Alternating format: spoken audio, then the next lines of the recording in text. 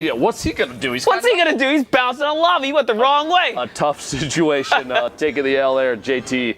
A little bit of a. It's a friendly emote, right? That's pretty friendly, you know. It's very friendly. Take this L for love. Please enjoy L this for letter. love. Yeah. L for love. Yeah, that's what it means. Totally. Smile. Blue team Roat right here on the. I believe the east side of the little lava river there. A number of players down underneath this grenade launcher. These are actually great explodes to try and tuck them underneath the build right there. Gets one inside. Oh my God. That's a big 105. I think another went inside as the explosion happened perfectly right there. Poor Imp. He's probably blaming ping, right? Yep, definitely. Bro, I tried to close the edit. Why did it go through? I tried to close the edit. I bind his scroll wheel. I mouse wheel as hard as I could. Didn't work. Yep, so that's it. Big 11 right there for Blue Team as he catches his first one here. Getting one step closer, and that's a second. He's on a rampage now. He could see him through the damaged brick. Was basically just saying, okay, at some point you're not going to be looking at me. I'm going to edit this corner out, take the shot, and be easy. Oh, his teammate, though, Roat right here catches a big Elim as well on the duo. So that was a team that pushed the wrong players as Blue T and Roat come out successful there. Look at that. He's dropping heals, deciding whether or not right now if he wants to take those shadow bombs. He decides, you know what? I thought he was going to double back for him, sitting on his potentially pop the slurp. I think the play was to use the slurp in that situation, probably take it, but the storm pressure. Slurp would have kept his HP basically balanced. He could have grabbed the minis. He would have still had the minis, pushed back in with the shadow bomb. That probably would have been the best play. He would have had a full inventory. Ooh, finds a down player. What's he going to get from this right here? Oh, he doesn't own this wall behind him, though. This is a scary spot to be in.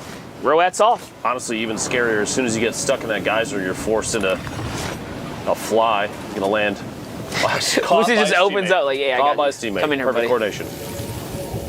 Yeah, we saw Blue T pick up that RPG earlier. Hopefully this duo does have some rockets for him. If not, he's not going to be able to use that super effective tool, you know. He could have an SMG or something in that slot right now. All right, splits the bandages with Roat. So now they both still have heals. Big pot on Blue T. Probably needs to drop that as well. Oh, Roat's under the slurp effect now. So they're actually both going to be really well set off here as far as HP goes. Down comes a stinker. Now looking to move over. There's a player nearby looking for the replacement. Got to be careful here. So notice, he's doing the axing, and Blue T's doing the replacing of the floor building. They're trying their best to get that. That's like a duo tactic that, you know, we don't get to really break down very often because, you know, in duos, it's a little different. The dynamics shift from solo. Delegation of mechanics like that, super important because you get ahead of potentially the speed of a player being able to swap out. They get the last hit with the pickaxe, they try and swap and replace. As a solo, that can be difficult to beat out, you know, a pair that's holding turbo build there. But when you have two players, one that is already ready to build. And exactly, one putting down the pressure, you have more odds exactly to take those builds right there. So it's going down right now. Blue T looking to get a big shot in right here. He does have some rocket launcher ammo. That's going to be a nice little 66 tag right there as he puts that player, you know, puts down some pressure from this mid ground right here on players above him. Out goes the launch pad. They did canvas the area. They decide, you know what, it is time to go off to the air. They now land at the highest level here, and it's their ground to hold. There's a player up above. Bad comms right there. One rocket is going to be wasted here, but that's a good rocket right there. That should disassemble some players as they go falling to the low ground. There it is. Blue T gets some fall damage right there. Another player is coming down. Tries to block himself out. Can he catch him? There it is. Nice knock right there. Ben goes so down. Dude. Paint Mob, another elimination. G-Fuel. All the way up top. Roat, Blue T, having the top down on everybody. Looking for players on rotation.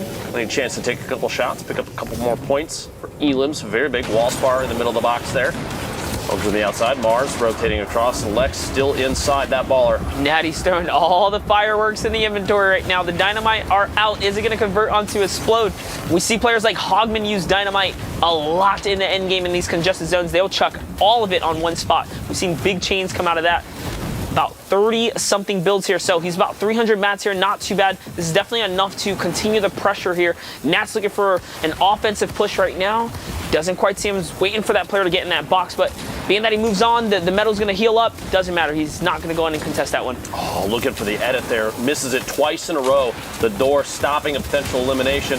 Had he gotten the entire corner, that probably would have happened just a little bit faster. Touche. Uh-oh. Then he pick it up. Two players nearby him here. Can he make the edit? He's just waiting. He owns. Looking for. Does not have to play too aggressive at that point. He's just looking for movement through the slats.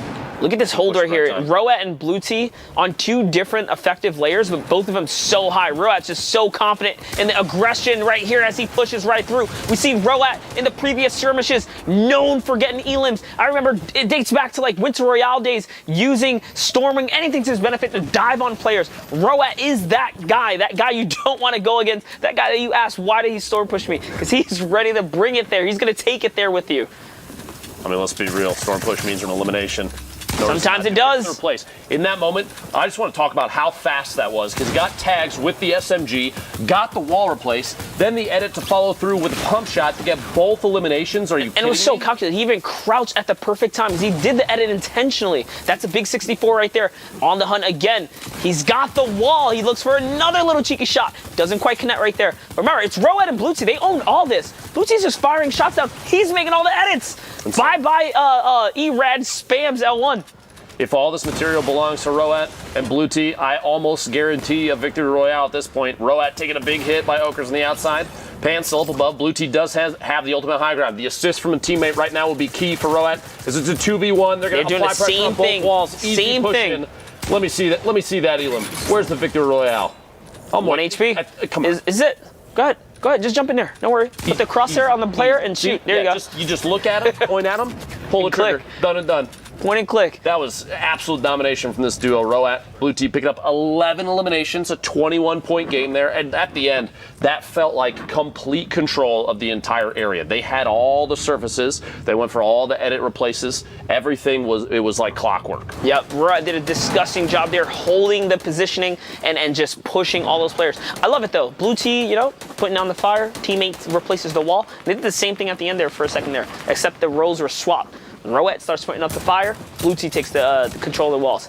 Now hopping over to Landjock and Punisher. It's not every day you see players do very well in the qualifier and then come in on final day qualifier and then still put up a good performance. So kudos to Landjock and Punisher out here making this these plays work right here. And actually, we saw yesterday the poor Landjock and Punisher. Now we're on the topic.